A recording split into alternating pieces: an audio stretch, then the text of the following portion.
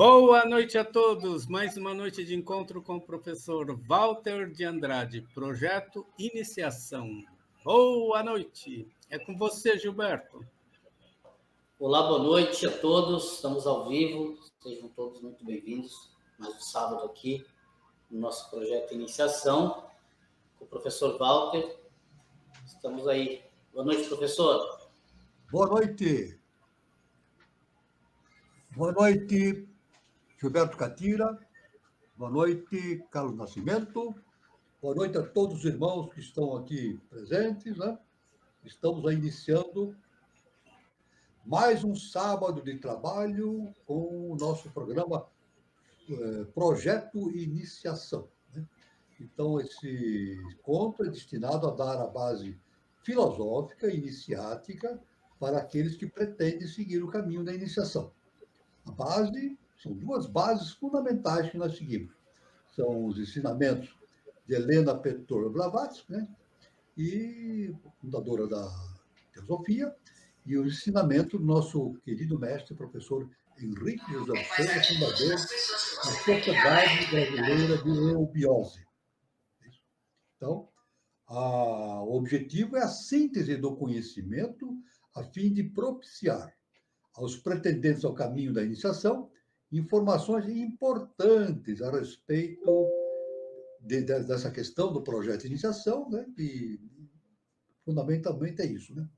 O encontro visa também propiciar ao participante que já esteja no caminho da iniciação a possibilidade de repensar tudo aquilo que foi aprendido e receber indicações para novas reflexões a respeito da sabedoria iniciada das idades. Bom, nós estamos sempre reformulando, né?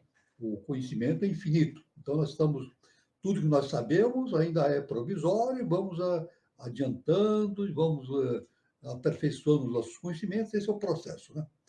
E outra finalidade do encontro é propiciar a reflexão a respeito do momento evolutivo que a humanidade está vivenciando neste início do século XXI e início da era de Aquários. Isso é muito importante, né? Então, dizemos aqui que para que a pessoa, qualquer pessoa que queira desenvolver o projeto Iniciação, que é o projeto mais importante que uma pessoa tem na vida, né? A pessoa pode ter muitos projetos, mas o projeto mais importante evolutivamente é o projeto Iniciação. Então, ela tem que necessariamente, para desenvolver esse projeto, filiar-se a uma escola iniciática, um colégio de iniciação, para fazer a sua iniciação, né? A pessoa pode escolher a escola iniciática que ela quer pretender seguir. Isso aí o que vai decidir é o livre-arbítrio. Mas nós indicamos aqui, para aqueles que queiram, né, e será muito bom para nós, né, que a pessoa se filie à Sociedade Brasileira de Eubiose, a fim de fazer o seu processo de iniciação. Como é que a pessoa pode fazer inicialmente? Ela pode acessar, de maneira é fácil fazer o acesso. Entra no Google, né, no site do Google, digita lá no busca Sociedade Brasileira de Eubiose e vai aparecer um link, né, do site da Eubiose. Lá no site da Eubiose, a pessoa vai encontrar todas as informações necessárias para esse início de participação da sociedade, né? Ela vai encontrar o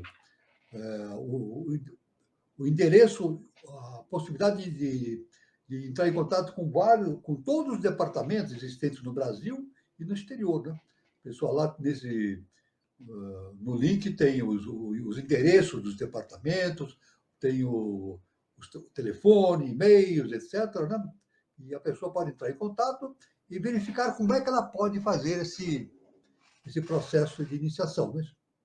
Ela pode obter todas as informações, né? Que pode ser de maneira pessoal, né? Participando de aulas específicas, ou então através de um EAD, ensino à distância. Fazer essas duas modalidades.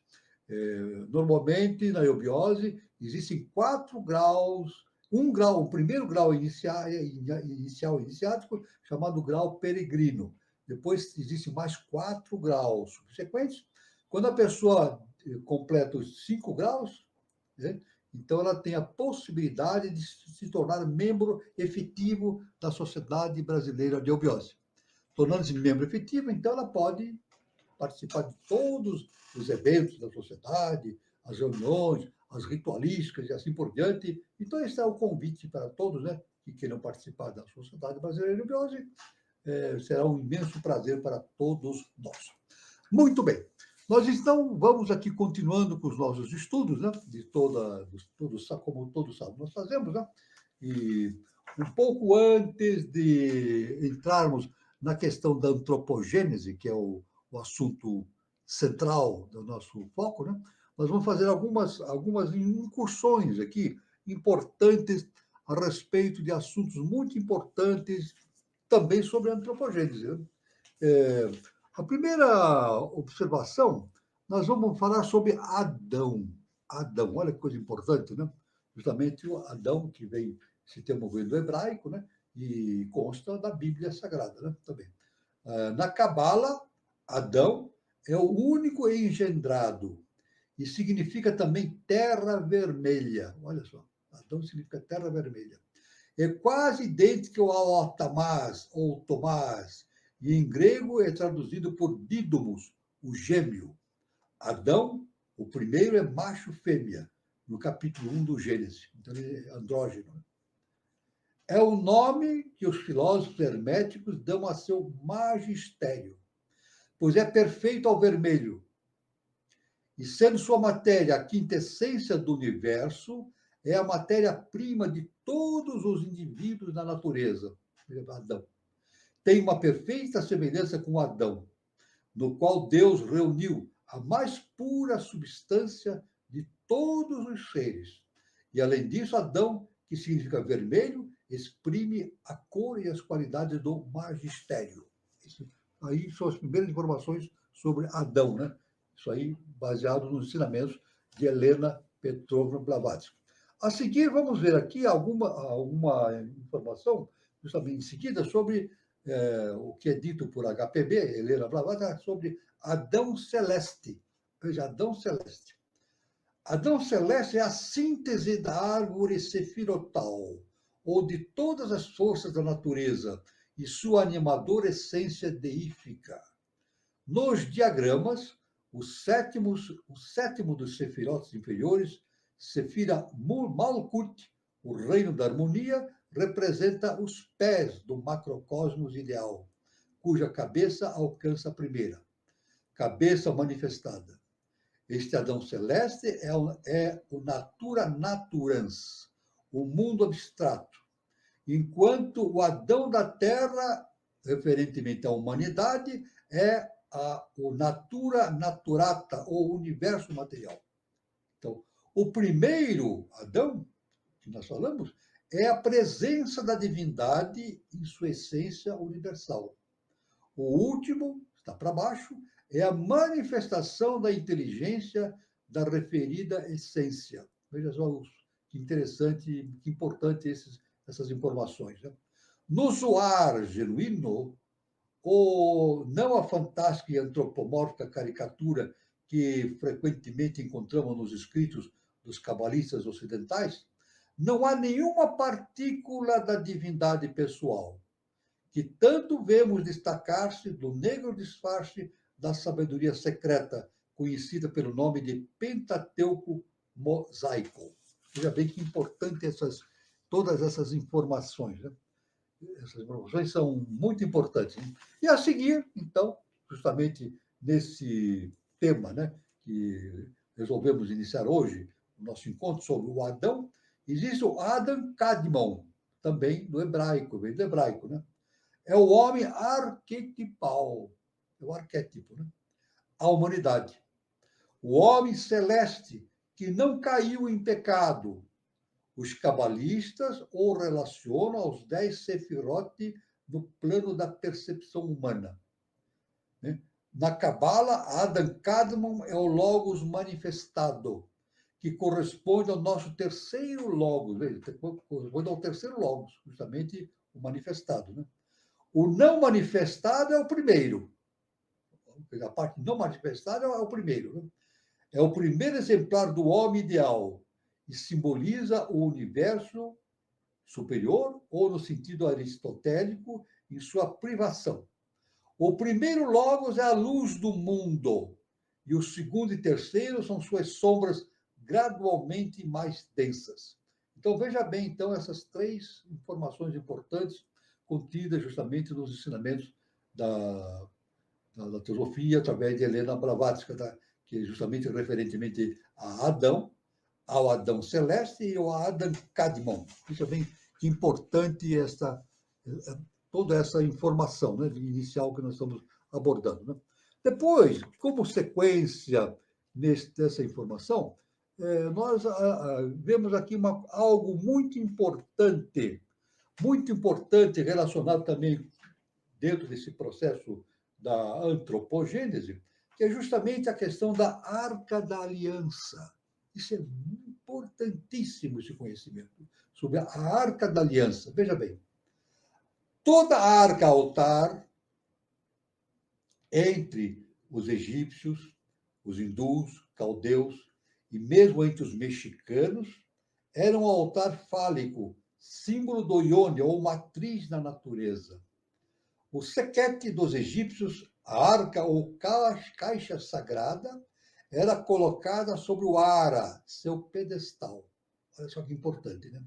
A arca de Osíris, com as relíquias sagradas do deus, era do mesmo tamanho da arca hebraica, segundo o egiptólogo Sharp.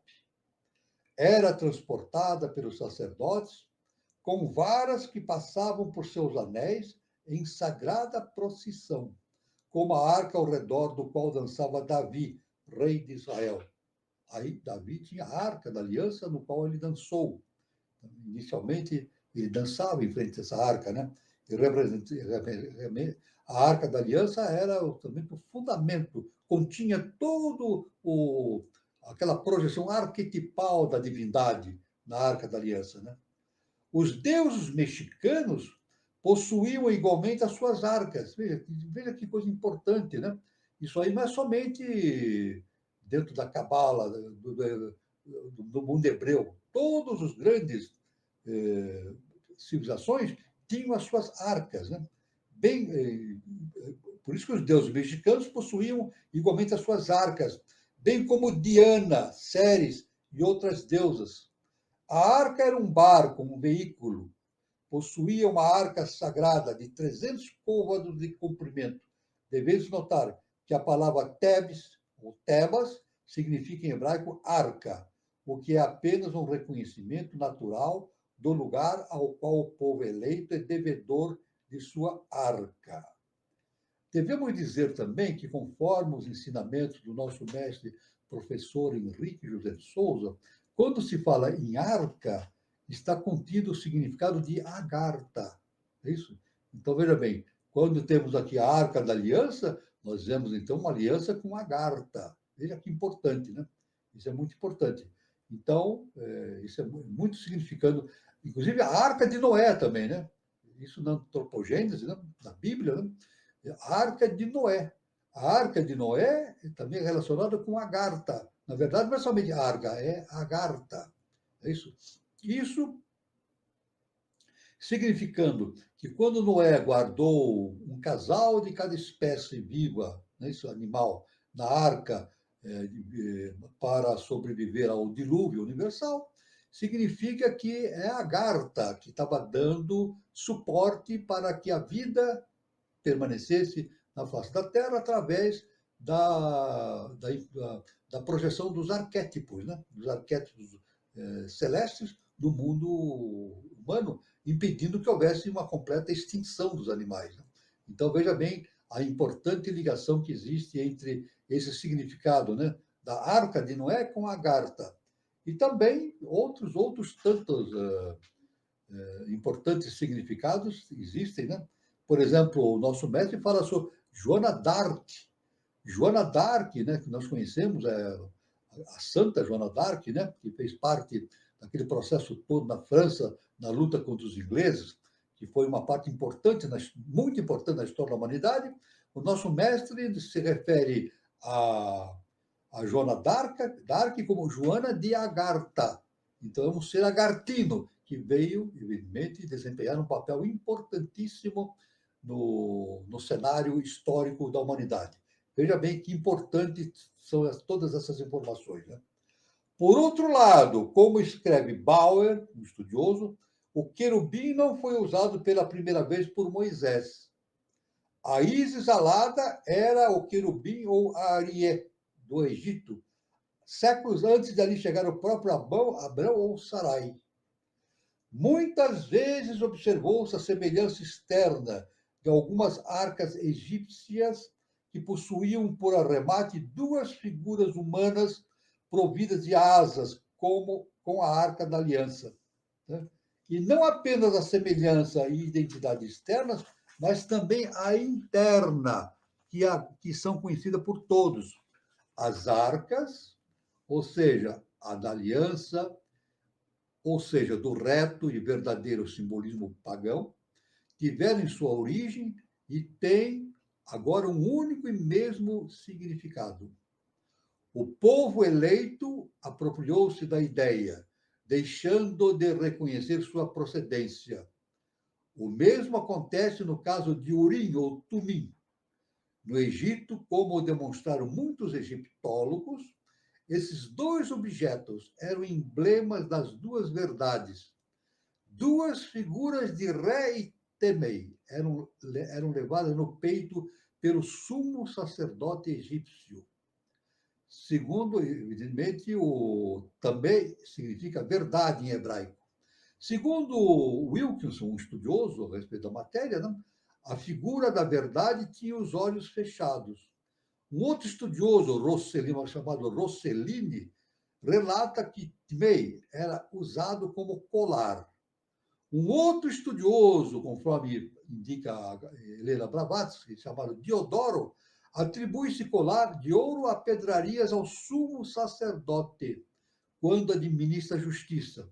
Na versão dos 70, a palavra tumim foi traduzida com o sentido de verdade. Veja só que importantes são esses conhecimentos, né, da Arca da Aliança. Né? A seguir, nós identificamos também e correlacionamos um outro importante conhecimento a respeito da Arca de Ísis. Veja, logo em seguida, a Arca da Aliança, agora também a Arca de Ísis. Na grande cerimônia anual dos egípcios, celebrada no Monte de Atir, o barco de Ísis era levado em procissão pelos sacerdotes e comiam-se tortas ou bolos colirianos, os pãezinhos, né? Marcados com o sinal da cruz, Tati, né? Muito bem. Claro que Ísis no sentido egípcio, e atualmente também no sentido esotérico, profundo, Ísis é o segundo trono, a mãe divina, né? Significa mãe divina, né? Esta cerimônia era realizada em comemoração ao pranto de Ísis pela perda de Osíris, seu marido, né? Que dava à festividade de Atir um caráter solene e imponente. Nós sabemos que Osíris é o deus mais importante que existe no Egito, né? De toda a antiguidade. E Ísis era sua esposa.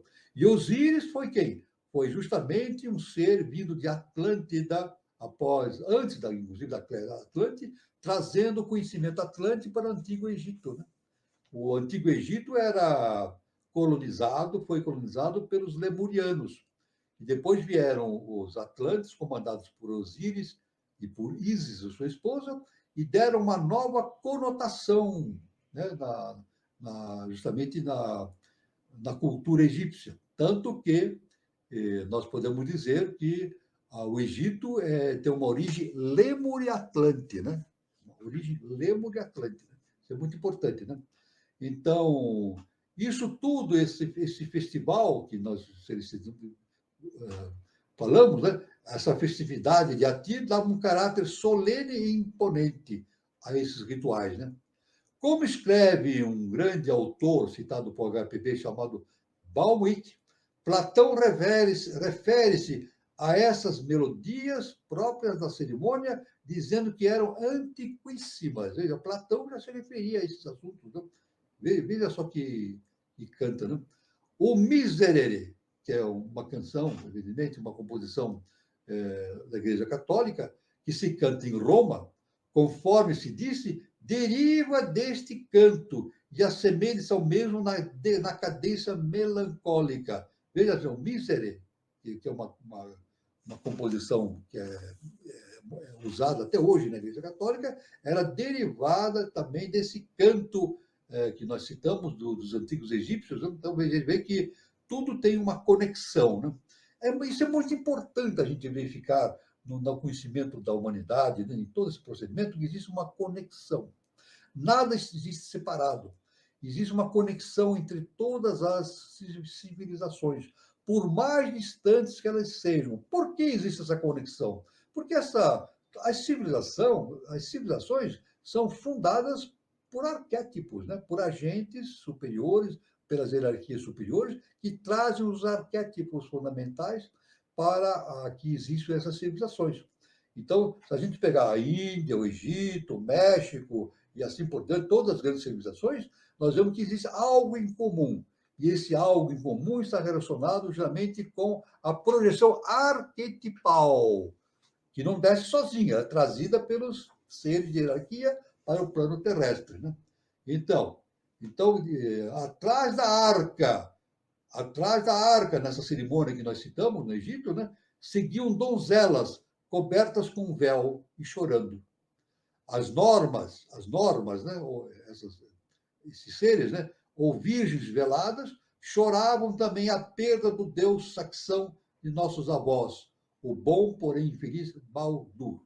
Então, a gente vê aí, muito importante, então, conhecimentos muito importantes a respeito disso tudo que nós vimos, e uma correlação importantíssima, né, que nós vimos entre o Adão Celeste, Adão Cadmon, a Arca da Aliança e a Arca de Ísis. Sempre lembrando que todo esse conhecimento, tudo isso está interrelacionado, né? Em todas as raças, em todas as civilizações, em todos os tempos. Existe uma inter-relação entre todos esses conhecimentos. Então, é muito importante isso para o entendimento justamente dos fundamentos da ciência iniciática das idades. Muito bem. Dado esse ponto inicial que nós queríamos dar, nós vamos dar sequência aqui justamente a... Vamos dar aqui, inicialmente, a sequência, né? A questão da antropogênese. Antropogênese direcionada no sentido do conhecimento dado por Helena Petrovna Blavatsky. Então, vamos seguindo assim. Vamos seguindo. De onde paramos no encontro anterior, no sábado passado. O símbolo de Knups, ou alma do mundo, segundo Champollion, grande egiptólogo, né, que decifrou os hieroglifos egípcios, né, deu início ao processo de decifrar os hieroglifos egípcios, né?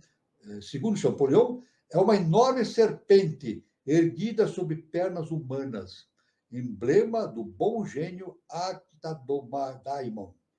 Este emblema, gravado em muitas joias gnósticas, traz inscrita a palavra Knobis. É o Cristo dos gnósticos. Aí está, novamente uma relação, né? O Cristo relacionado ao nosso conhecimento que nós temos, né, do Antigo Testamento, e tem o Cristo dos gnósticos. Sempre lembrando que Yoshua Ben Pandira, que era o homem que foi veículo do Cristo cósmico, era um ser em evolução, mas ele foi veículo do Cristo cósmico. E esse Cristo cósmico manifesta-se em todas as civilizações nos momentos importantes. É justamente o arquétipo, né? O Cristo cósmico, justamente projetando-se na face da Terra, trazendo todo o conhecimento para a evolução da humanidade, né? Este Cristo cósmico está intimamente relacionado com os 7 filhos da sabedoria, sendo o 8º Martã, o Sol, e os 7 os regentes planetários ou gênios. Knopis era o sol espiritual da luz e da sabedoria.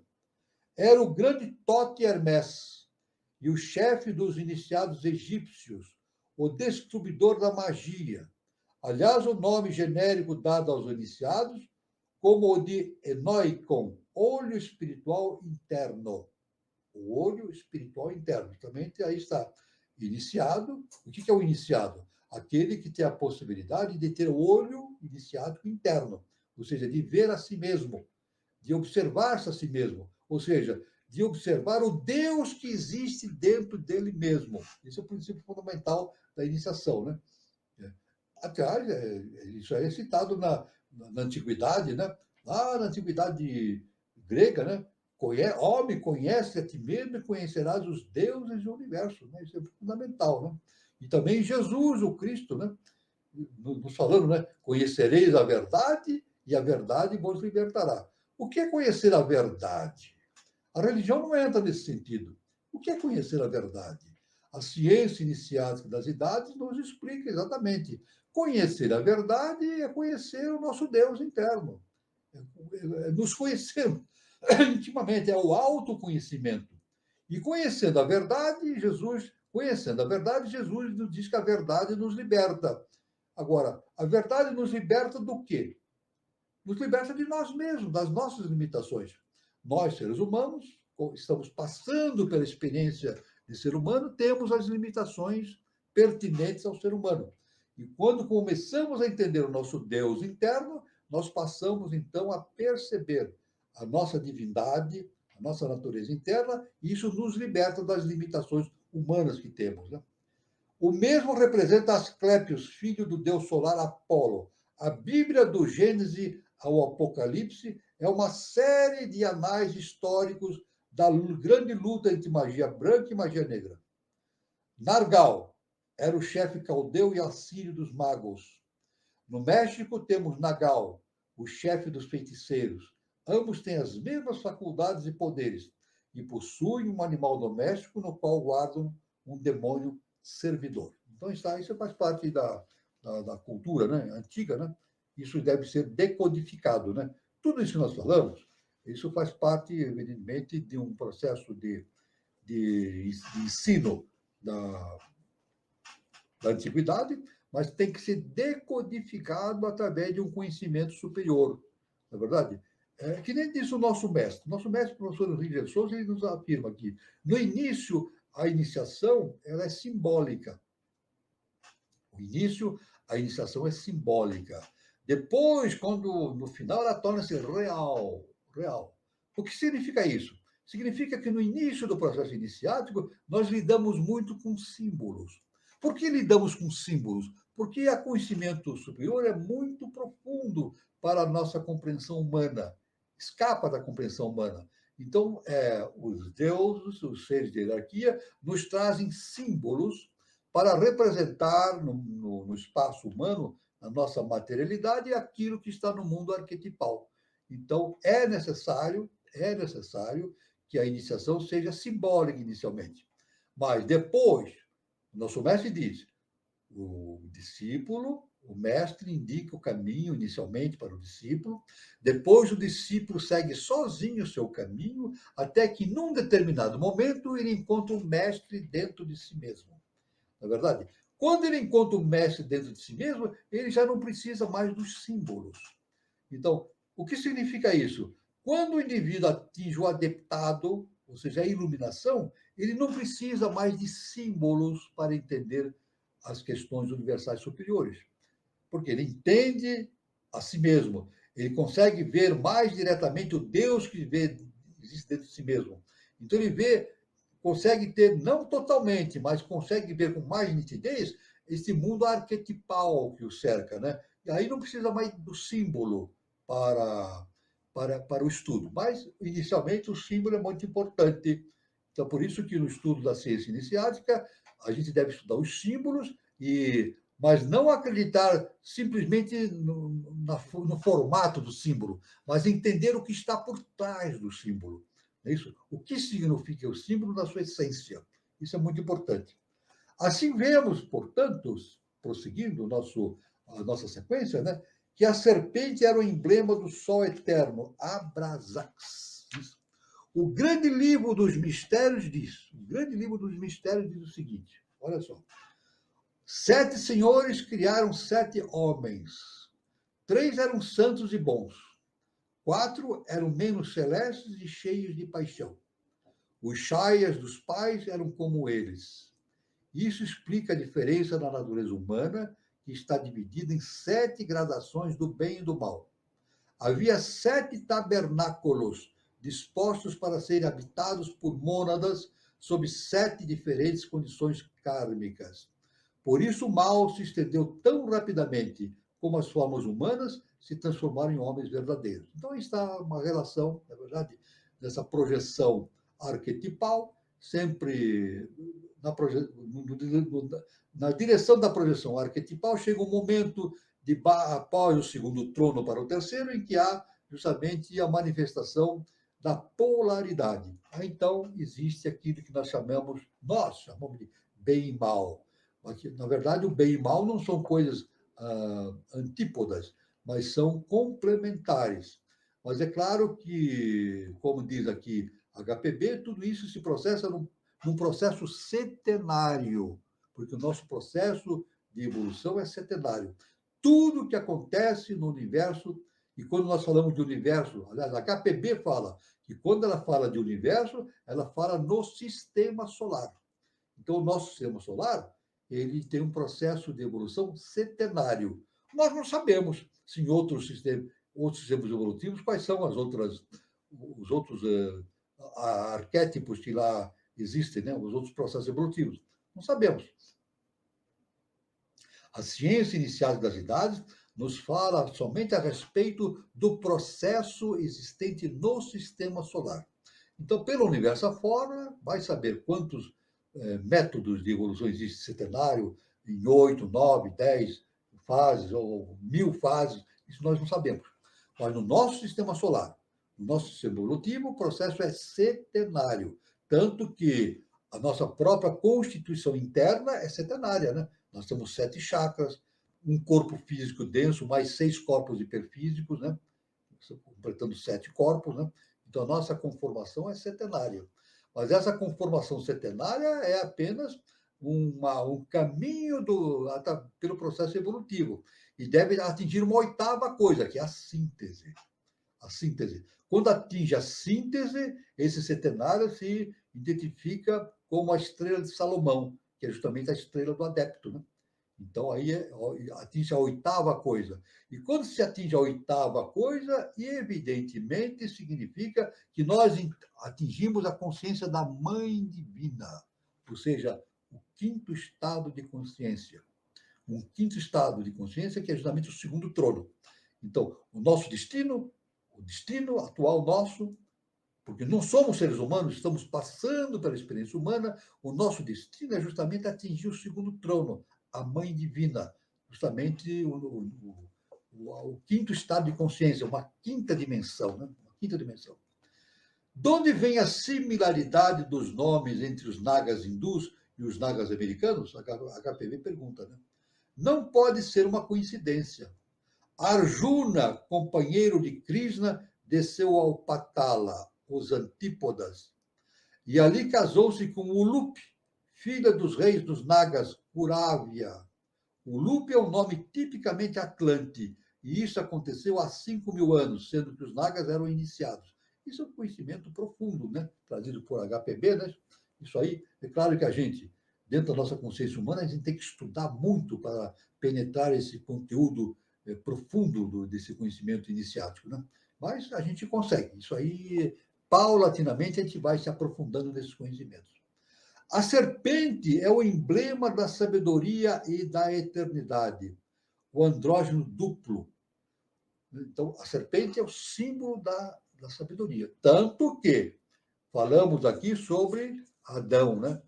E, evidentemente, quando se fala Adão, teremos que falar em Eva também, e falar justamente no mundo que eles viviam, né? No mundo que eles viviam, né?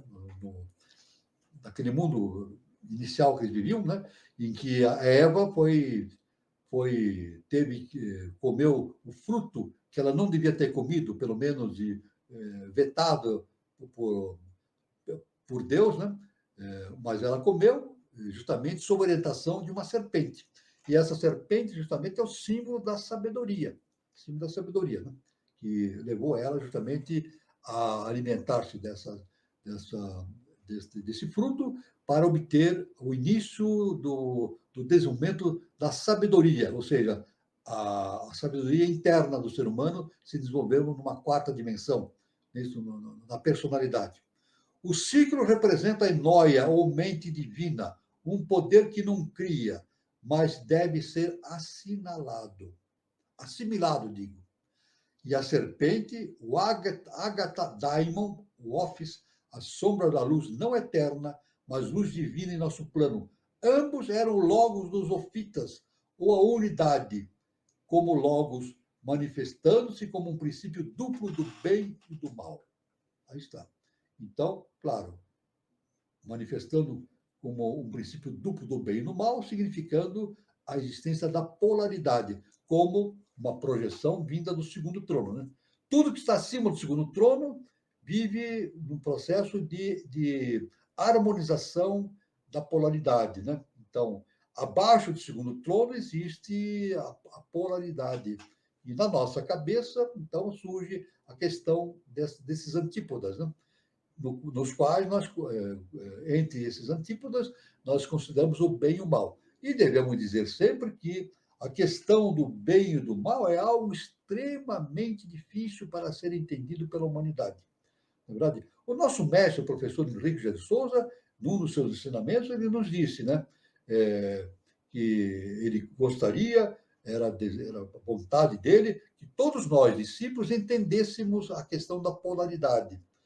Então, ele acrescentou o seguinte, dizendo o seguinte, que quem entende a polaridade entende tudo. E a humanidade tem uma dificuldade muito grande em entender o que é bem e mal. É uma dificuldade muito enorme. A humanidade, veja, o ser humano sabe o que é o certo e o errado. Todos sabem. Todos que têm consciência humana sabem o que é o certo e o que é o errado. Mas entre bem e mal, há uma dificuldade muito grande de haver uma coincidência de opiniões. Né? Quer dizer, muitas pessoas acham uma mesma coisa como bem e outros acham como mal, então não há uma coincidência de opiniões. Mas, na verdade, quando o indivíduo atinge um conhecimento superior, é isso, um conhecimento interno, e entende a polaridade, ele entende tudo, entende todo esse processo. Isso é muito importante, então, esse conhecimento da polaridade do bem e do mal. Se existisse a luz só, inativa e absoluta, a mente humana não poderia apreciá-la nem compreendê-la. Olha só, veja só o que a KPP fala. Se existisse somente a luz, a mente humana não poderia apreciá-la nem compreendê-la. Só luz. Não é possível entender. Então a KPB fala o seguinte: a sombra é o que permite à luz manifestar-se e lhe dar realidade objetiva. Portanto, a sombra não é o mal, mas seu corolário, o seu criador na Terra. Nós falamos sempre a sombra e a luz, né? O mundo das sombras. Existe o mundo das sombras. Né? Inclusive nas religiões. Nas religiões, é muito citado isso, né? No sentido religioso, de que na eternidade existe uma luta entre anjos do bem e anjos do mal. Não é verdade isso. Isso não é verdade. Dentro da ciência iniciada das idades, isso não é verdade. Não existe uma luta entre anjos do bem e anjos do mal. O que existe é a projeção de arquétipos, e essa projeção arquetipal, ultrapassando o segundo trono para o terceiro trono, produz o surgimento da polarização. E a polarização, então, que dá essa noção entre luz e sombra. Então, na verdade, veja bem, o que nós chamamos de bem, né, tentando derrubar o mal, não é verdade. Não é verdade. Nós podemos dizer o seguinte: a lei universal é justa e perfeita. Então, existe um trabalho, existe uma determinação da lei universal de que a sombra se liberte dessa consciência e torne-se conhecedora de si mesmo, da sua identidade divina, não é verdade? Então, veja bem, o processo da lei justa e perfeita não é derrotar as sombras. Veja bem que importante. Não é no sentido teológico, no sentido da religião, que Deus tenta derrotar as sombras. Não, não é verdade. Pelo contrário. A divindade possibilita a sombra, dá todos os recursos para que as sombras se liberte da sua ignorância e torne-se conhecedora da sua própria divindade interna. Então, a vitória de Deus, na verdade, no mundo humano, é fazer com que a ignorância torne-se em sabedoria.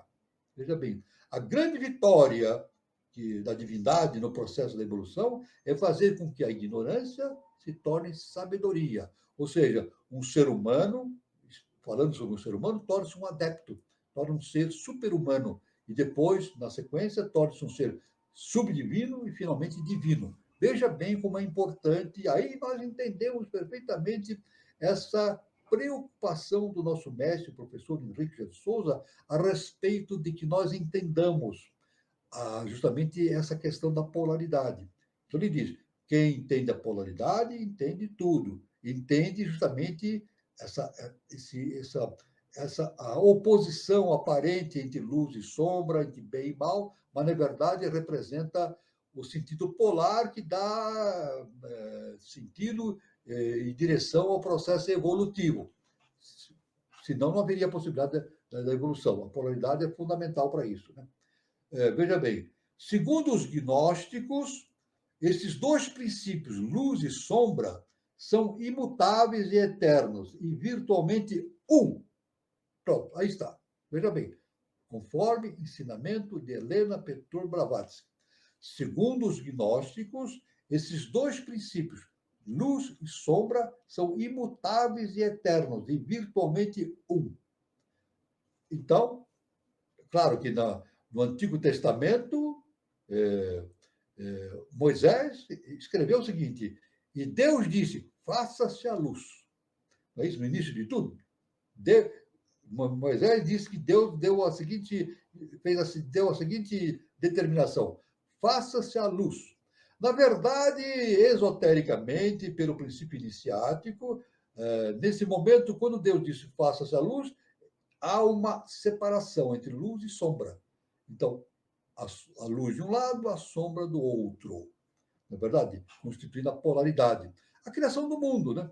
Justamente a criação do mundo, nosso processo evolutivo na face da Terra, justamente coincide com essa determinação de Deus. Faça-se a luz. E, consequentemente, a sombra também apareceu, porque é necessário, é absolutamente necessário que assim, dessa forma aconteça, né? Então, continuando com o HPB, veja bem, a serpente e a árvore do conhecimento do bem e do mal são símbolos transplantados da Índia. Então, na Índia, o conhecimento todo universal é simbolizado por uma árvore. A árvore do conhecimento. A árvore do conhecimento do bem e do mal. Aliás, foi debaixo dessa árvore que Siddhartha Gautama, o Buda, iluminou-se. É isso? Ele iluminou-se debaixo de uma árvore, né, chamado Bodhi. Escreve assim, B-O-D-H-I, Bodhi. É isso? Então, árvore de Bodhi, árvore do conhecimento. Ele iluminou-se debaixo da árvore do conhecimento, ou seja, ele iluminou-se debaixo de todo o conhecimento arquetipal, né? Ele conseguiu a sua iluminação. Né? Então, isso aí, aliás, na Índia, essa árvore, que evidentemente é um símbolo, né, que na Índia se tem a respeito do conhecimento cósmico, essa árvore é representada de forma invertida. Isso. Essa árvore é mostrada com as raízes para cima e as folhas para baixo, a copa para baixo. Então, a unidade em cima, a raiz de tudo, depois tem o tronco, que é a manifestação, é isso, tucuística do universo em direção do mundo objetivo, e embaixo a copa da árvore com as folhas, muitas folhas, que significa as diversas manifestações da consciência suprema na questão do aparecimento da diversidade. Né? Então, assim é representado a árvore da vida, a árvore do conhecimento do bem e do mal, debaixo do qual Siddhartha Gautama se iluminou. Até hoje, Futshu, senhor de Buda, que vive em seu Pho Mayeu, o templo de Buda, no alto de Kuyusang, entre a China e o Tibete, a grande montanha, produz os maiores prodígios religiosos sob uma árvore chamada da China Sungminshu, ou árvore do conhecimento. Aí está, então, a árvore do conhecimento. Isso é muito importante. Agora se compreende por que os primeiros iniciados e adeptos, os homens sábios, que que se pretende foram iniciados nos mistérios da natureza pela mente universal, representados pelos anjos mais elevados, foram chamados de serpentes de sabedoria e dragões. Na verdade, então, esses iniciados é chamado de serpentes, justamente retornando ao início da nossa explanação aqui, a serpente é o símbolo da sabedoria, né? O símbolo da sabedoria, né? Então, aí está. Aliás, até hoje, já viu, o símbolo da medicina, né, é representado por uma serpente enrolada, né? E todo conhecimento é indicado por uma serpente, né? O conhecimento universal. A serpente era, pois, o próprio Logos, ensinando a humanidade a ser criadora. Portanto, não houve pecado nesta desobediência, mas uma resultante natural da evolução. A maldição foi esta, que a natureza, impelida a buscar, iludia o resultado desejado com a produção de um novo ser, distinto daquela união dos dois princípios, macho e fêmea, para recobrar o estado perdido. Foi o abuso do mistério da vida que bestializou a raça. Então, veja bem, a questão citado pela religião do pecado original de Eva comendo fruto proibido, isso também é um símbolo que deve ser entendido através da visão iniciática, né? Na verdade, era necessário que aquilo se fizesse. Então, na verdade, resumidamente, nós devemos dizer o seguinte, no sentido da polaridade, não é bem nem mal, é o necessário. É o necessário. Tanto que, pelo conhecimento iniciático da antiguidade, né, o bem tem o germe do mal, e o mal tem o germe do bem. Isso é muito importante. Então, isso é muito importante. A existência de mal e bem, né, isso não significa um distanciamento dessas duas condições, mas sim a possibilidade de haver uma reconciliação, de haver um equilíbrio entre as suas posições, justamente para atingir um conhecimento cósmico universal. A volta é o que Jesus sempre nos ensinou através da parábola do filho do pródigo, né? A volta à casa do Pai, a volta à casa do Pai. Então, não existia um pecado original em si. O pecado original existiu sim uma sublevação, um sentido de ultrapassagem das limitações humanas em direção do conhecimento, né? Então, é um estado de rebeldia. Um estado de rebeldia, né? Aliás, o nosso mestre, através dos seus ensinamentos, ele nos dizia o seguinte, somente os rebeldes se salvam. É isso? Então, o conhecimento, na verdade, é um ato de rebeldia. Um ato de rebeldia. Ser rebelde, iniciaticamente, é justamente romper as limitações com as sombras e dirigir-se para a luz. Na verdade, produzir dentro... Não é dirigir-se para a luz simplesmente, é produzir a luz, fazer o equilíbrio entre a luz e sombra dentro de si mesmo. Ou seja, a fim de atingir o conhecimento universal cósmico superior, né? Isso é muito importante, esse entendimento, no sentido iniciático, da ciência iniciática, né?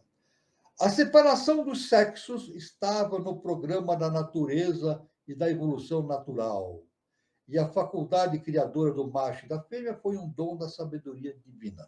Nós sabemos que na Lemúria, houve a queda dos anjos, como nós sempre falamos, né? Isso está na Bíblia, a queda dos anjos, ou seja, a queda da hoste luciferina. Lúcifer e todos os membros desta hoste, chamado hoste luciferina, houve a queda dos anjos, né?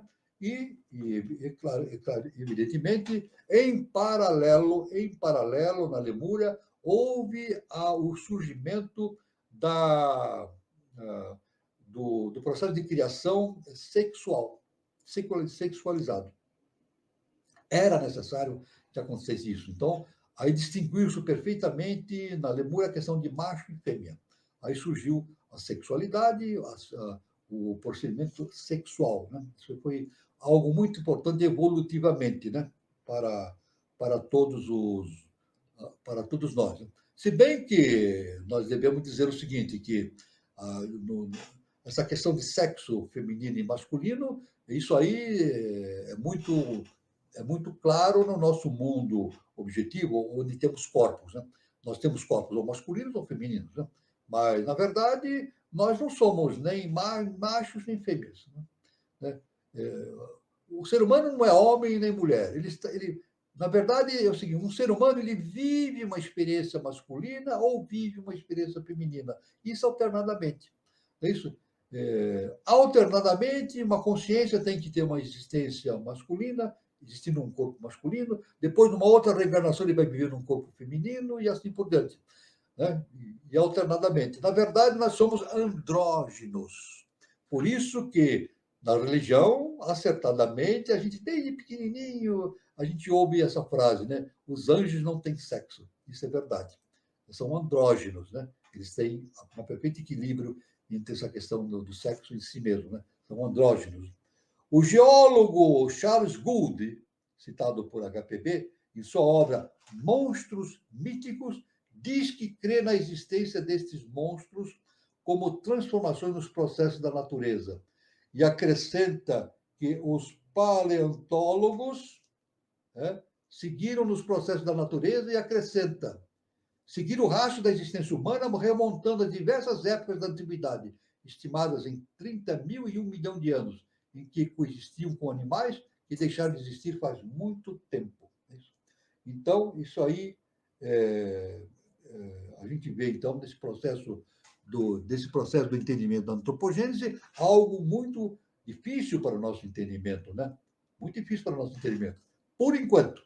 Mas à medida que nós nos aprofundamos no conhecimento iniciático, a pouco e pouco a gente vai penetrando nesses conhecimentos e os horizontes vão se alargando à nossa frente, né? O jesuíta Kircher, conforme a HPB, Helena Blavatsky, em 1669, diz ter visto um dragão que foi morto por um camponês romano. Isso um relato desse jesuíta, né? Ele, Kircher, recebeu uma carta do prefeito do cantão de Soleure, na Suíça, dizendo que em 1619 ele viu um dragão vivo que saiu de um monte chamado Pilatos e se dirigiu para o Fulham. Em 1700, no Museu de Bolonha, ao Senado de Nápoles, havia um dragão embalsamado por Ulisses Androvandros. Isso prova a imensa antiguidade da espécie humana e a existência dos monstros míticos. Aí está a antropogênese, tem todo esse conhecimento anterior, né? A questão dos monstros, etc., né? Mas, na verdade, isso tudo não devemos sempre analisar sob o aspecto real, objetivo, dentro do conhecimento inicial das idades, para não cairmos em contos mirabolantes a respeito de monstros e assim por diante. Nós temos que evitar isso. Os Filhos de Deus e a Ilha Sagrada. Isso é um fato muito importante agora, justamente nesse caminho do estudo da antropogênese. Os Filhos de Deus e a Ilha Sagrada. Veja que importante esse tema. Do cataclisma que afundou e destruiu a Lemúria, sobrevieram os filhos da yoga ou da vontade. Isso. O cataclisma, a Lemúria foi destruída pelo fogo. Isso. Mas, ao mesmo tempo, houve um afundamento. Hoje, a região onde existia a Lemúria está no fundo do Oceano Pacífico. Entre os Estados Unidos, a América do Norte e a Ásia, né? Então, ela está situado onde se localizou a Lemúria, antigamente, o fundo do Oceano Pacífico. Esta raça, a lemuriana, que vivia nos 4 elementos, ar, fogo, água e terra, tinha poder ilimitado sobre todos os elementos. Eram os filhos de Deus, ou os verdadeiros Elohim. Não os que gostaram das filhas dos homens, aqueles que comunicaram à humanidade os mais estranhos segredos na natureza e revelaram a palavra sagrada agora perdida. Então, estou falando sobre a Lemúria, né? O que diz a ciência iniciática, né? Sobre a Lemúria. Eles habitavam justamente uma ilha chamada a Ilha Sagrada. Por isso que chamamos aqui esse tema, né? Está aí dentro do conhecimento iniciático da teosofia, os filhos de Deus e a Ilha Sagrada, né? A Ilha Sagrada, por eles habitada, cresce e existe até hoje como um oásis rodeado pela espantosa solidão do deserto de Gobi, na Ásia, cujas areias nenhum pé humano jamais palmilhou.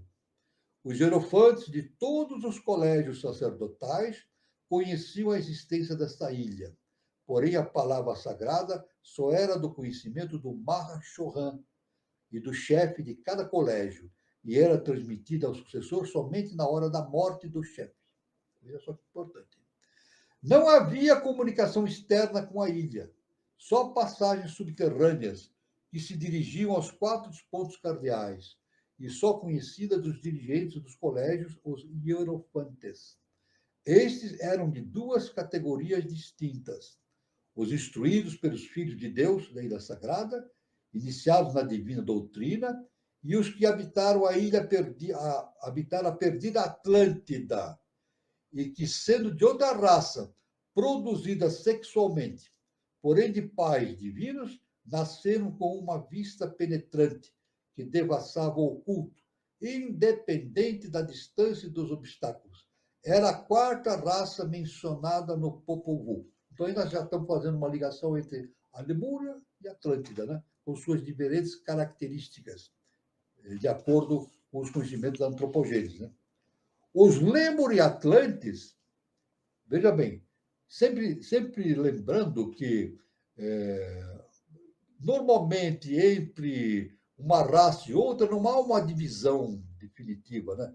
Desaparece uma raça e aparece outra. Não, sempre há uma intercomunicação entre as raças. Né? Então, é claro que uma parte da raça lemuriana conviveu com a raça atlante, né?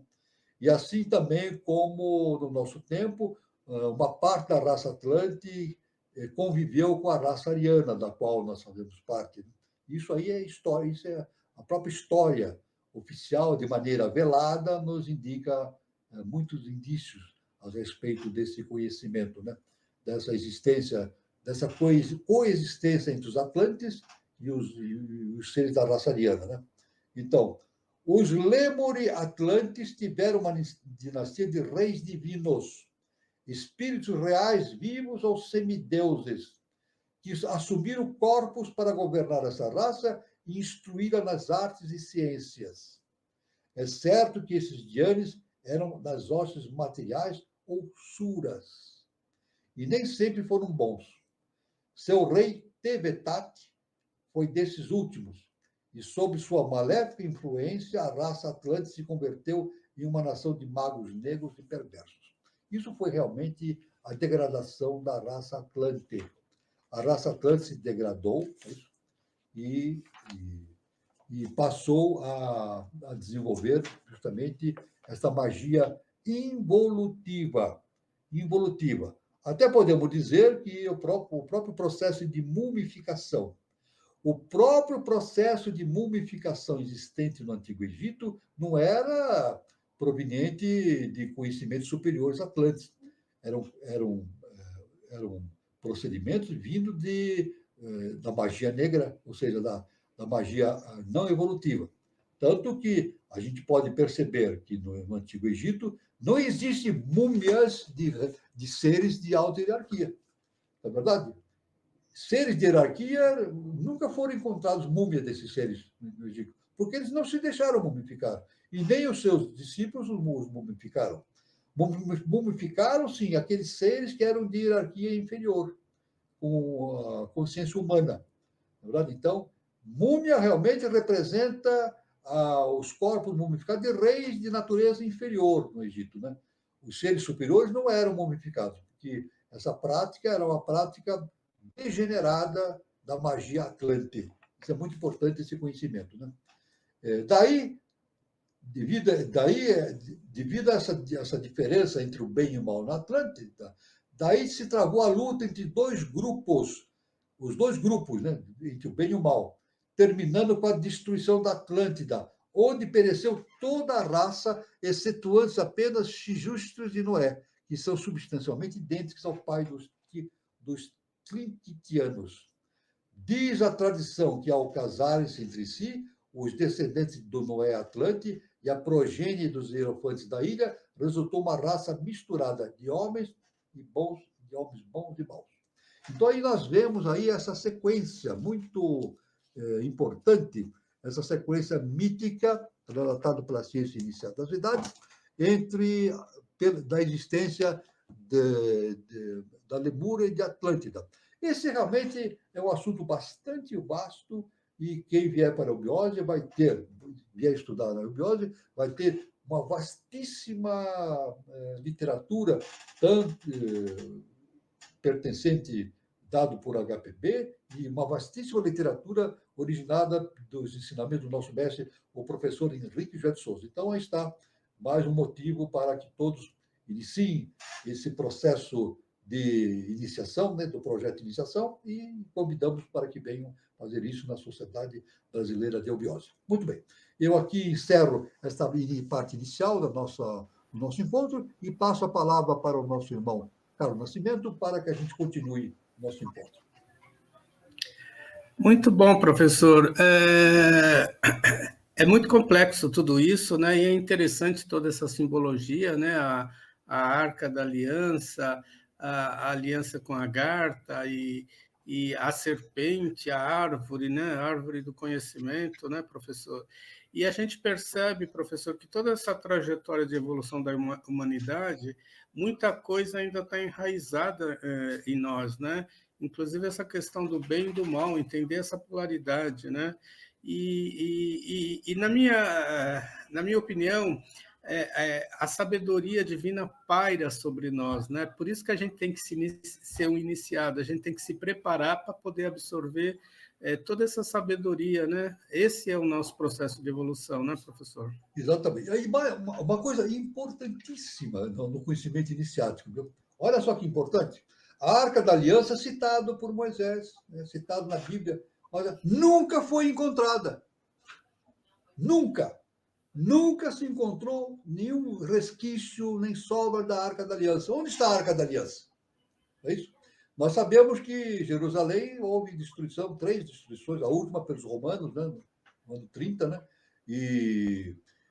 Mas veja bem, a Arca da Aliança, que era o núcleo central de Davi, né, dado por Davi para o mundo justamente dos hebreus, nunca foi encontrada a Arca da Aliança. Onde estará a Arca da Aliança? Foi sequestrada por outras civilizações? Foi destruída? O que aconteceu? A gente pode, claro que eu nunca vi uma menção clara a esse respeito, mas como o nosso mestre diz que arca significa Garta, e como a Arca da Aliança é uma projeção arquetipal, é verdade, de um arquétipo divino, a gente pode, aqui na nossa cabeça humana, a gente pode imaginar que essa Arca da Aliança foi recolhida para a Garta, na verdade, ela voltou para a Garta, na verdade. Então, tudo que existe no mundo, existe no nosso mundo como um arquétipo, né? Aliás, veja bem, só dar um exemplo. Existe um livro espírita muito importante, né, do André Luiz, né, do Chico Xavier, em que o próprio André Luiz, ele estava com o seu instrutor num determinado momento, numa determinada região, uma região hiperfísica, né? Não foi identificado qual era a região hiperfísica, né? E numa das paredes tinha uma pintura da Mona Lisa. Aí, então, o André Luiz falou para o seu instrutor, olha, eu conheço o original dessa cópia. O original dessa cópia está lá no Louvre. O original, eu vi esse original lá no Museu do Louvre, em Paris. Aí o seu instrutor, conforme o livro do Chico Xavier, o instrutor falou assim, não, é o contrário. Aquela pintura que está no Louvre é cópia deste aqui, que é original. Então, o Leonardo da Vinci mentalizou, viu aquela Mona Lisa no mundo arquetipal, no mundo dos arquétipos, e pintou na forma física densa no seu quadro, que tornou-se o quadro mais famoso. Qual é o quadro mais famoso? A pintura mais famosa que existe no mundo atual é a Mona Lisa. Ela é a mais cara de todas, né? Com valores, não tem nem como avaliar, determinar o valor dessa pintura, né? A Mona Lisa é a pintura mais famosa e mais importante que nós temos. Mas justamente essa pintura de Leonardo da Vinci não é a original, ela é cópia de algo que existe no mundo arquetipal. Veja que importante. E também, isso é muito importante, a gente ver essa relação que existe entre o arquétipo e o mundo dos arquétipos e o mundo objetivo. Então, a gente pode concluir, onde está a Arca da Aliança? Com certeza, indubitavelmente, ela voltou para a Agartha, né? Essa projeção volta para a Agartha e está lá, à disposição do processo evolutivo humano para o momento que for necessário, novamente, a sua reintrodução no nosso mundo objetivo. Muito bom, professor. E você, Gilberto, tem alguma colocação? Eu quero deixar uma boa noite para o pessoal que está acompanhando aí no canal. Tem bastante gente aqui. É interessante que o pessoal variado, né, de diversos locais do país, né? Então,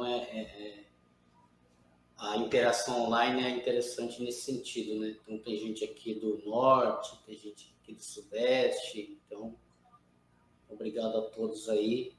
E aproveitando, compartilhem esse conteúdo, né? Manda aí para os seus amigos que gostam desse tipo de assunto, porque quando você compartilha, você clica aí no link, né? Curte o canal, o YouTube ele considera relevante esse conteúdo e dá mais alcance para o nosso canal. E isso é importante para nós, para a gente levar esse conteúdo que é exclusivo, gosto sempre de lembrar isso, né? É um conteúdo que é exclusivo do professor, que você só encontra aqui no nosso canal. Então, compartilhe com seus amigos e deixa sua dúvida aqui no vídeo, seja aqui online agora ao vivo, que o professor ele responde, ou se você estiver vendo esse vídeo posteriormente aqui no canal gravado, basta você escrever aqui embaixo, tem aí o espaço, né, onde você pode escrever um questionamento e o professor ele responde a todas as perguntas. Então, fica aí aberto para o conhecimento de todos o professor Walter, certo? Muito bom, Eu quero também deixar um recadinho aqui para minha prima Márcia Lins, que deixou um recadinho aqui. Boa noite, querido Bruno Walter, e a todos os presentes. Então, ela está sempre presente aqui. Um beijão para minha prima. Né? A Márcia está sempre prestigiando aqui o encontro. Ela gosta muito desse assunto. Parabéns, Márcia. Obrigado aí pelo tem uma pergunta que aqui tem o Guilherme Guazelli Neto. Tem a primeira informação dele que foi muito importante. É só procurar aqui. A primeira participação dele, né? Será que é essa, professor? Chegamos à inteligência. Chegamos à inteligência através do silêncio, pois o universo é cercado dele. Claro, o Guazelli ele sempre dá informações importantes, nosso irmão Guazelli, né, a respeito dessa questão. Várias vezes ele já falou sobre essa questão da relação entre o silêncio e o entendimento superior. É verdade, né? Então, realmente, só que, para deixando bem claro, né, que o silêncio, na verdade, não é o silêncio do universo, né? É o silêncio interior nosso. Não é isso? Então, quando a HPB tem aquele livro fantástico, né? E uma hora nós vamos entrar nesse assunto, né? A voz do silêncio. Não é isso? Vai chegar um momento que nós vamos entrar nesses estudos de HPB na voz do silêncio. Então, o que significa a voz do silêncio? Significa que quando nós entramos em Dharana, veja bem, é um estado de concentração mental, um perfeito estado de concentração mental. Quando entramos em Dharana, nós nos isolamos das impressões que estão por dentro e por fora nossa. A nossa mente fica quieta, fica em silêncio, né? Agora, quando a nossa mente fica em silêncio, então sobre nós se derrama o conhecimento universal. Não é verdade? O que, somente alinhavando esse conhecimento com o nosso irmão Guazelli, o que impede que a gente atinja o conhecimento universal? É o barulho nosso interno. Esse barulho que nós temos interno, né? As vozes, os pensamentos e todo esse burburinho que existe na nossa mente humana conturbada, movimentada, impede que essa luz, que esse enorme corrente de pensamentos superiores incidam sobre a nossa consciência. Agora, a gente fazendo o nosso silêncio interno, há uma comunicação com a voz superior. Não é verdade? Então, aí, veja bem, o silêncio interno, Dharana, nos conduz, e Dharana, e sucessivamente Dhyana e Samadhi, né? E atingindo Samadhi, nos conduz ao entendimento superior através do silêncio. Então, o silêncio é o nosso silêncio interno, né? E tanto que, veja bem que interessante, quando o indivíduo torna-se adepto, ele torna-se iluminado. Veja, olha a diferença, né? Quando a gente vê um ser muito inteligente na face da Terra, que sabe muita coisa, a gente diz assim, ele é um ser brilhante, né? Ele é brilhante, tem diplomas, ele tem isso, sabe? Ele tem doutorado nisso e naquilo, é um ser brilhante. Mas não é isso que vai o levar ao conhecimento superior. Não. O que leva ao conhecimento superior não é o brilhantismo dele, do indivíduo, é a iluminação. E aí, para a iluminação, é necessário o silêncio interno. Então, ele torna-se iluminado. Iluminado, o que significa? Sobre ele, sobre a sua consciência que está no silêncio interno, a luz desce, não é verdade? E ele, então, torna-se um iluminado. É isso? Então, é por isso que quando nós vamos fazer uma meditação profunda, a gente diz assim, eu vou fazer uma reflexão. Isso chama-se refletir. É isso? No dicionário não explica exatamente, no dicionário de português não explica exatamente o que significa o refletir. Mas o refletir, iniciaticamente, significa deixar que venha a luz divina sobre a nossa consciência e nós refletimos como um espelho translúcido, né? Ou uma água de um lago bem tranquila, aquilo se reflete na água e então a voz superior se manifesta em nós devido ao nosso silêncio interno. Muito parabéns, Guilherme, mais uma vez, por essa sua informação. Muito bom, professor. E a Gilmara Tomé, ela pergunta, professor, o autoconhecimento inclui a consciência de nossos pensamentos, sentimentos e comportamentos? Na teosofia, poderíamos incluir a consciência do funcionamento, por exemplo, de nosso físico e vital? Muito bem, Gilmara, veja bem. A consciência do nosso. Veja bem, a consciência, ter consciência de si mesmo, né? Vamos entender a consciência como ter consciência de si mesmo, né? É claro que nós temos um corpo, é isso? Nós não temos um corpo, nós usamos um corpo, né? Esse corpo não é nosso, para ir para isso. Esse corpo que nós estamos encarnando não é nosso, é emprestado. Deus nos emprestou um corpo para que a gente pudesse realizar o nosso processo de evolução. Então, o corpo é emprestado. Aliás, nós não temos nada. Na verdade, meus irmãos, nós, na verdade, não temos nada. É tudo emprestado. Né? Tudo que nós temos na vida é emprestado, é por empréstimo. Né? Tanto que quando a pessoa morre, não leva nada. Né? Ela só leva o quê? Ela só leva aquilo que ela aprendeu, o seu autoconhecimento. Então, veja bem, a consciência inclui pensamentos e comportamentos? A consciência? Não, veja bem, a consciência, o estado de consciência superior significa um estado de superação dos sentimentos e de comportamentos. Vamos deixar bem claro?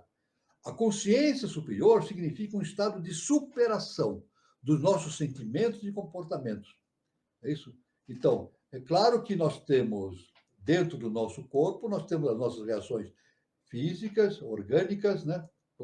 Químicas, etc., né? Que está em relação com os nossos, em estreita relação com os sentimentos e comportamentos, mas isso faz parte do quaternário nosso, do quaternário nosso, do nosso mundo humano, né?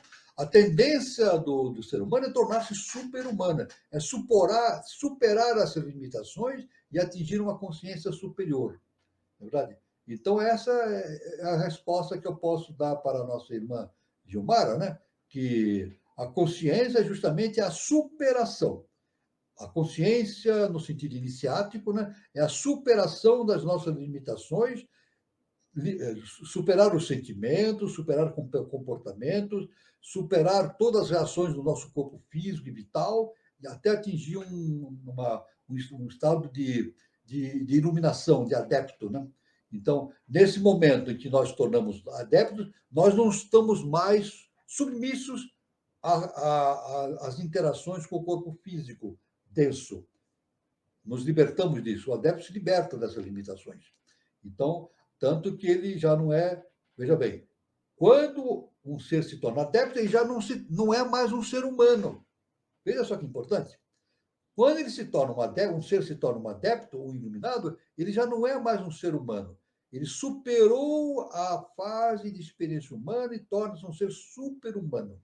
Então, ele não está mais condicionado às questões orgânicas, de sentimentos e comportamentos, mas sim está subordinado, está condicionado a uma consciência superior, aí de segundo trono e acima do segundo trono. Né? É assim que eu posso responder para a nossa irmã Gilmara Tomé de maneira bem simples e objetiva. Né? Muito bom, professor. O Guilherme Gozelli coloca: conhecereis a verdade seria a imortalidade? Conhecer a verdade, podemos dizer que é a imortalidade. Quando nós conhecemos...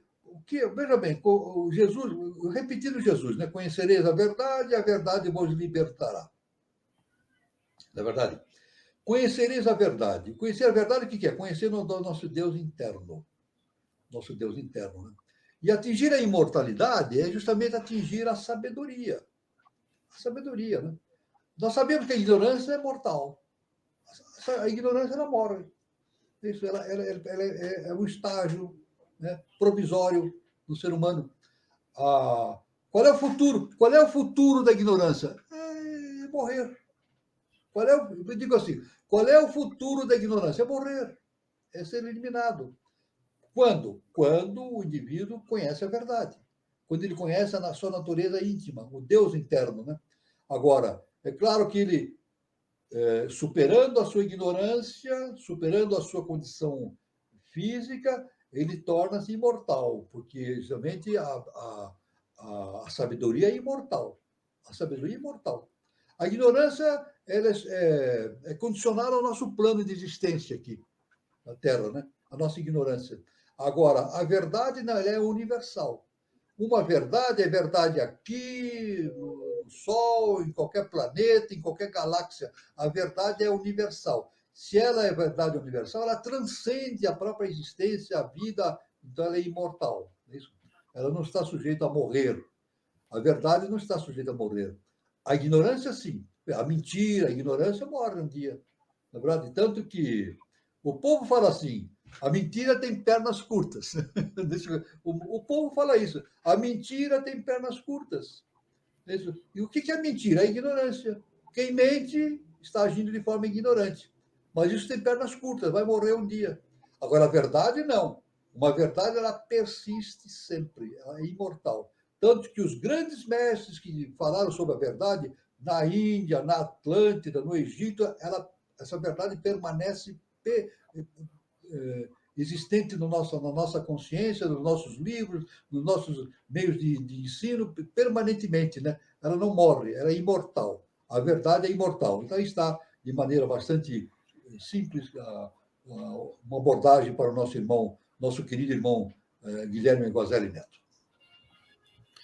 E a Gilmara Tomé faz um comentário interessante, professor. Escrevi um livro infantil descrevendo um lugar em que as árvores crescem de cabeça para baixo. Não sabia desse significado. Obrigado. Que bom, olha aí, exatamente. Ela conseguiu penetrar o mundo dos arquétipos, né, professor, para escrever o livro. A Gilmara entrou no mundo, quando ela escreveu o livro, ela estava vendo o mundo arquetipal, em que as árvores crescem de cabeça para baixo. Então, realmente, esse simbolismo da árvore crescendo de cabeça para baixo é um simbolismo realmente de enorme profundidade no sentido iniciático, como eu já falei, né? A raiz, que é a origem de tudo para cima, o caule, que é onde flui toda a energia, e depois as folhas que se manifestam, né? Nas diversas possibilidades de existência, né? Orgânica, ou mineral, ou vegetal, o que seja, né? As folhas nascem dando origem à diversidade. Então, na verdade, quando a Gilmara descreveu essas árvores crescendo com a cabeça para baixo, com as folhas para baixo, ela estava descrevendo justamente o processo de ligação entre a raiz, né, o todo universal, a mente universal e a diversidade. Parabéns, Gilmar. Muito, muito bacana. Muito bom, muito bom. E o Jorge Vinícius Borges Lima coloca: Walter, o que é a Arca da Aliança e qual a ligação dela com as tábuas de Moisés? E os arcanos maiores do tarô? Mas veja bem, a Arca da Aliança foi o fundamento em que todo o pensamento hebreu se fundamentou. Isso foi dado por Davi. Davi, na verdade, tanto que diz que a lenda, diz a Bíblia que ele dançou em frente da Arca da Aliança, fazendo a sua ligação com essa consciência superior, né? A gente sabe que Davi é uma projeção arquetipal, né, no mundo humano, e tanto que é tão importante que Jesus era descendente da casa de Davi, né? Jesus, Yoshua Ben Pandira, ele tinha sangue nobre. Jesus era descendente da casa de Davi. Depois Davi teve o seu filho Moisés, seu filho o Salomão, né? Que é uma sexta coisa, né?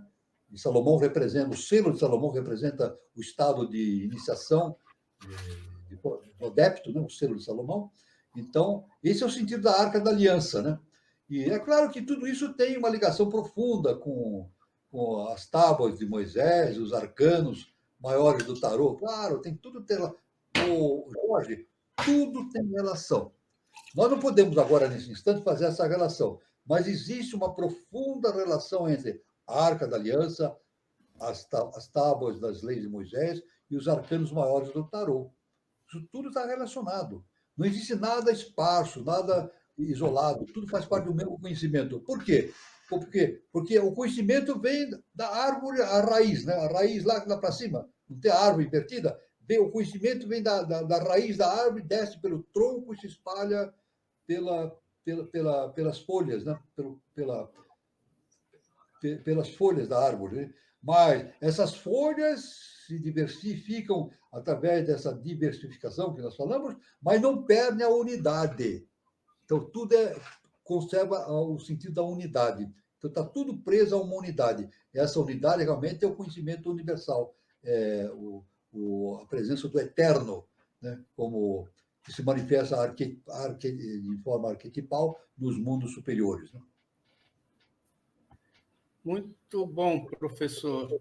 A Georgette, ela pergunta: quem chega ao deputado conhece a Maia? Então a Maia não permite mais esse ser dentro dela? A Maia não tem mais como manipulá-lo? Não, veja bem, Jô, olha, vamos dizer o seguinte, olha, a Maia, eu quero dizer o seguinte, o adepto não se livra na Maia.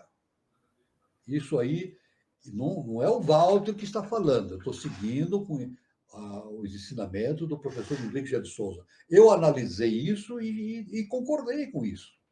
Analisei durante muitos anos esse conhecimento me dado pelo professor Henrique de Souza, tirei as minhas conclusões, assim como o mestre diz, não, o mestre diz, tire as suas próprias conclusões. E cheguei às minhas conclusões de que realmente o adeptado não liberta o indivíduo da maia. Por quê? Porque o universo manifestado é maiávico. Maiávico. Só não é maia o universo não manifestado. Vamos deixar bem claro? O universo não manifestado, justamente do eu superior, né? Do nosso, de Deus, da consciência superior, não é maia. Mas tudo que é manifestado é maiávico. Então, o primeiro trono é maia, o segundo trono é maia, o segundo trono é maia, e assim por diante. Né? Então, tanto que quando a gente fala Maitreya, veja, o nosso mestre diz, estamos vivendo a era de Maitreya. Nós vivemos hoje, no terceiro milênio, a era de Maitreya. E Maitreya, o que significa Maitreya? Maitreya significa o senhor das três maias. Olha só, o senhor das três ilusões. Maitreya provém do primeiro trono. Mas tudo isso faz parte da Maia. Tudo que é manifestado é Maia. Então, vamos deixar bem claro. o adeptado, quando o indivíduo chega ao adeptado, ele não se liberta da Maya, ele está envolvido no mundo manifestado. Mas ele entende justamente essa relação que existe entre a Maya e o mundo não maiábico. Ele entende cada vez mais.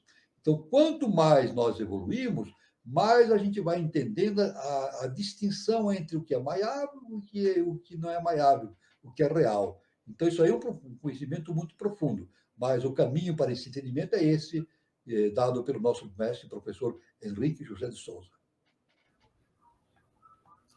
Muito bom, professor. Antes de eu verificar se tem mais pergunta, eu vou começar a dar os meus recados aqui, tá? Então, o Conexão 3005, toda terça-feira tem a sua roda de conversa. E agora, terça-feira, dia 25 de julho de 2023, no mesmo horário, às 20h40, a roda de conversa terá como tema Matrix e o caminho dos arcanos.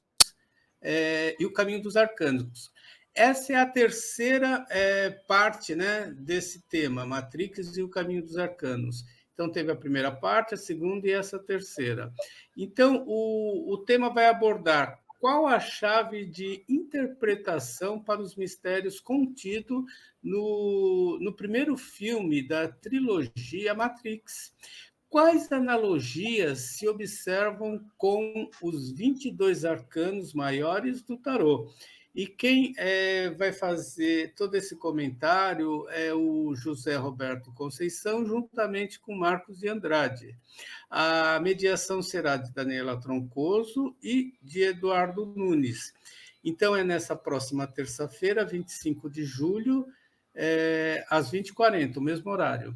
Então, participe, o tema é muito interessante, muita coisa para a gente aprender. Eu queria também divulgar o Espaço Shakti, né? O Espaço Shakti é um centro de terapias holísticas, e tem a sua matriz lá na cidade de São Lourenço, sul de Minas, e o endereço lá é na Praça Helena Jefferson de Souza, 38, anexo 1. Então, quem estiver passando pela cidade de São Lourenço, faça uma visita ao Espaço Shakti, lembrando que o Espaço Shakti também tem uma unidade em Brasília e uma unidade aqui em São Paulo, no departamento da Eubiose de Santana, na Conselheiro Saraiva. E para maiores informações, a gente tem aí o WhatsApp 35, prefixo de São Lourenço, o número é 99756-6874. E também temos o endereço no Instagram, @Shakti Nova Era. E eu queria também divulgar também aqui a Fundação Henrique José de Souza, que está ainda na campanha do agasalho. Então, quem puder contribuir, né, com bom agasalho nos departamentos da eubiose, ou quem quiser contribuir com alguma importância, aí está o CNPJ 24826406000, contrário 96, Banco do Brasil, agência 0983, dígito 0, conta 7632, dígito 5. Bom, então os recados eram esses, né, professor? Eu queria o nosso irmão Guazelli Neto, o planeta Terra virará uma estrela.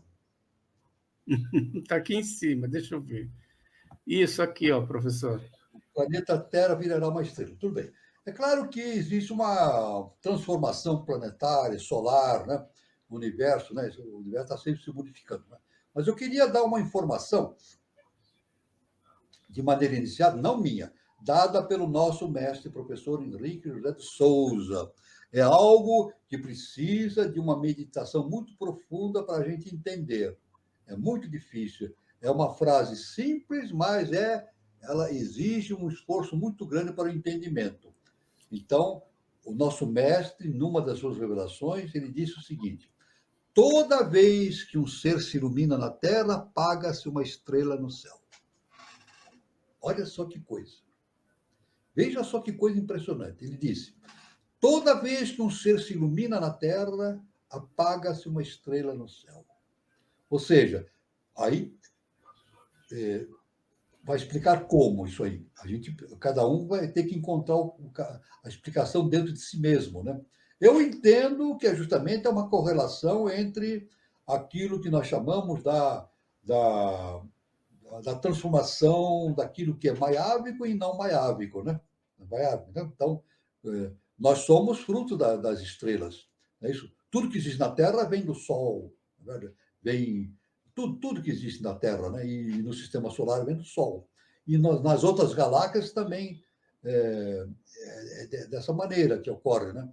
Mas isso que o nosso mestre falou, que toda vez que um ser se ilumina, uma estrela apaga-se no céu, é de uma importância muito grande e merece uma profunda reflexão por nossa parte. Uma outra coisa também, da nossa irmã Jo, né? Eu só queria responder também. A nossa irmã Jo, a arca foi interiorizada. A arca foi interiorizada, é que nós. Então, vamos refletir novamente. Veja bem, a arca da aliança nunca foi encontrada. Ela é citada na Bíblia, existia, mas a arqueologia nunca encontrou nada, nenhum resto, nenhum resquício, nada, nenhuma indicação de um lugar onde tivesse a arca. Então, a gente pode entender. Agora, vamos entender pelo lado iniciático, né? A arca, é evidente que ela é projeção arquetipal. Ela vem dos mundos internos, ela vem de Agartha, a arca vem de Agartha. É claro que no mundo objetivo, a arca sumiu. E, com certeza, no meu ponto de vista, os mestres eliminaram todos os resquícios da arca para não deixar nenhum elemento de contradição nesse estudo da arca. Né? Fisicamente, ela sumiu, né, no plano terrestre, mas o arquétipo continua existindo onde? Em Agartha, né? Porque a arca da aliança tem o sentido agartino, é a arca, a Agartha, significa Agartha. Né? Então, é isso que eu posso dizer para a nossa irmã Jo a respeito desse assunto. Bom, eu queria agradecer a participação de todos, né? Em função do horário, a gente precisa estar finalizando, né, o programa, e eu queria agradecer a participação de todos, o professor que enriquece a gente todo encontro aqui com o conhecimento trazido, e desejar a todos um bom final de sábado, bom final de semana, e até terça-feira e até o nosso próximo encontro, até sábado que vem. Boa noite a todos. É com você, Gilberto. Isso aí. Um grande abraço a todos. Bom restante aí de sábado, né? Um bom domingo, um bom fim de semana. E nos vemos aí no próximo programa. Boa noite, professor. Muito obrigado, Gilberto Catira, meu irmão Gilberto Catira, irmão Carlos Nascimento. Muito obrigado a todos os irmãos que estiveram presentes. Foi uma felicidade e uma honra muito grande estar aqui conversando sobre assuntos tão profundos, né? E, como eu sempre falo, luz, paz e amor para todos e fiquem todos com Deus.